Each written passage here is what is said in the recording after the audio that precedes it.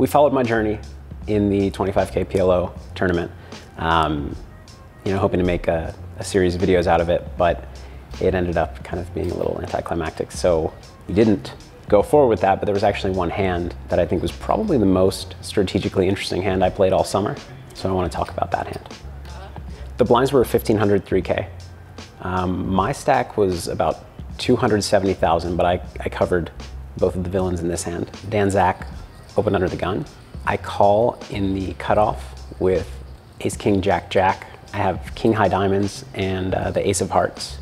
JC Tran calls on the button and the big blind comes along as well. We see a flop of jack 10 9 with 2 hearts. So I flop top set, gut shot to the nut straight and nut flush blocker. And so my hand's kind of multifaceted. I have a lot of different things going on. I have a decent or pretty good made hand. Of course I lose to every straight, but I have the chance to improve to a full house, which is effectively the nuts, or quads, which is the nuts, the ace king straight, which is the nuts, and then I can improve to a, that's quote unquote improve, to a flush, a fake flush with my nut flush blocker on turn the river. So a lot of possibilities with this hand, which is why I think it created some interesting opportunities. It was checked to me, so into this pot of a little over 30K, I decided to bet 13K.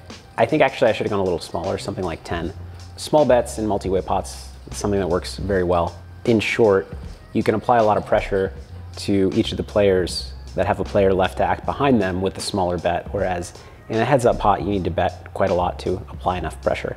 But for example, if I bet there and JC has, you know, bottom 2 pair and a weak flush draw, he's just gonna have to fold because he has to worry not only about my range, but which should be strong to bet in all those people, but the 2 players behind him as well. I bet 13K and got called by both JC and Dan Zach. There's about 70K in the pot.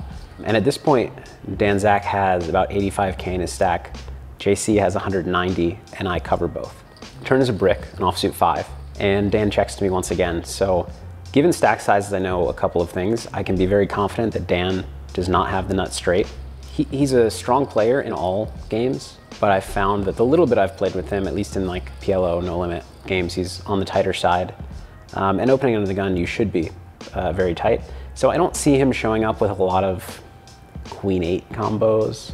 I see him having like aces with hearts, except I block that, kings with hearts, potentially like a king, king, 10, 10, or ace, jack, 10, 10 type hand. Or of course, closing the action there, he can just call with like king high hearts and 1 pair and a gut shot. But I'm not worried about the nuts from him.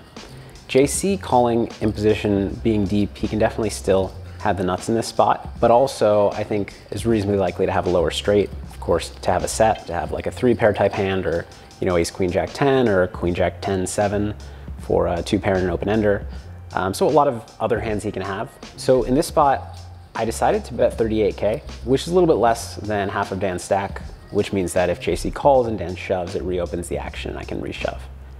My bet serves several purposes. First of all, I can get the 8-7 straight or queen 8 straight to fold. My bet looks very strong. It's a 3-way pot on the turn after being a 4-way pot on the flop. So I think 8-7 without a strong flush draw, which I block because I have the ace of hearts, is very likely to fold here, so I can make a better hand fold. At the same time though, given those pot odds, it's really likely that a set will call me and I'm actually crushing against a set. On the off chance that I do get called by, let's say, queen 8, or if somebody decides to call a king queen in slow play, or 8-7, or some kind of hand that improves to a straight on the river, but a heart peels off on the river.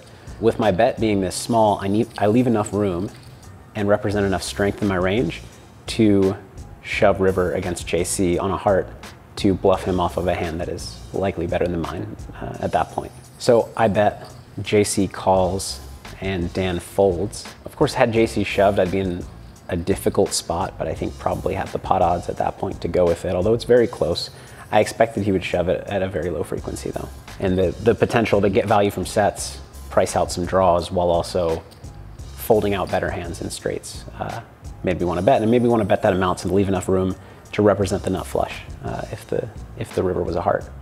So as it played out, river bricks as well, and my hand is good but not great. I think JC's probably going to shove the turn with king queen and probably going to fold the turn with 8-7. Queen 8 is more of a question mark, but I don't really think I want to turn my jack-jack into a bluff at this point to make him fold queen 8. And also, my assumption on the turn was that I get called by a lot of sets, but actually fold out a lot of straights. So I check to try to take my hand to showdown. He checks back, I show my hand, and I win. He could have had, of course, some kind of combo draw. He could have had a set, which is what I was targeting. But I ended up scooping a nice pot there, and you know, quite possible that Dan folded a straight, like a lower straight. He could have opened with like a 9-high rundown or 8-high rundown, or even a queen-high rundown, and folded that turn to that action. So I'm happy with how I played the hand. I think sizings are really interesting, and I think it's rare in PLO that you get to make a multi-purpose bet where you're trying to, you know, bluff out certain hands and value bet against other hands. And, you know, having such a multifaceted hand with a lot of outs to very strong hands, a lot of outs to a very strong bluffing hand, and of course, a reasonable made hand at the same time.